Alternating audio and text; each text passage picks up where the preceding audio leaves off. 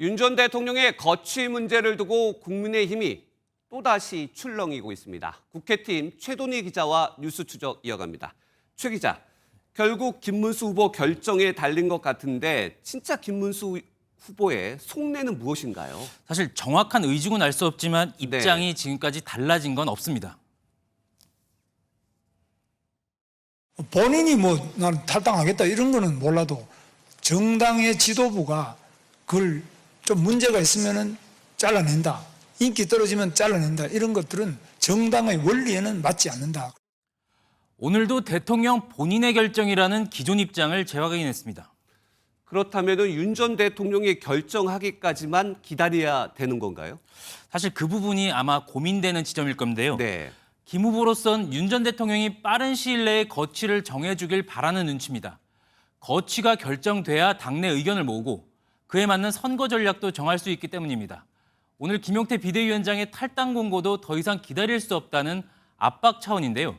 김 후보와 사전 교감이 있었던 걸로 보입니다. 네, 그렇다면 김용태 위원장의 탈당 권고 조치 예외라는 평가가 나오는데 분위기는 어땠습니까? 그만큼 국민의힘이 쫓기고 있다는 방증인데요. 반면 빅텐트로 1대1 구도를 만들어야 그래도 해볼 만한 판세인데 윤 전 대통령의 거취가 발목을 잡고 있기 때문입니다. 당내에선 한동훈 전 대표를 끌어안고 더 나아가선 개혁신당 이준석 후보와도 단일화 논의를 하려면 이 문제 핵심 선결 과제입니다. 여기에 선거 때마다 분수령이 되는 후보자 토론회를 앞두고 양당의 공세를 사전에 차단해야 한다는 위기감도 작용한 걸로 보입니다. 네, 비대위원장이 탈당을 권고하고 후보도 내심 탈당을 기대하고 있는 것 같은데 윤 전 대통령의 이 같은 당의 요구 과연 받아들일까요? 앞서 보신 것처럼 김 후보와 윤 전 대통령과의 통화 내역이 공개됐는데요. 네. 양측의 주장이 다소 엇갈리고 있습니다. 특히 선거에 도움이 된다면 탈당하겠다는 게 바로 이 윤 전 대통령의 입장이었는데요. 선거에 도움이 된다면 이 부분에 눈이 갑니다. 조건부 수용입니다. 바꿔 얘기하면 탈당이 이번 선거에 도움이 안 된다면 수용하지 않겠다는 겁니다.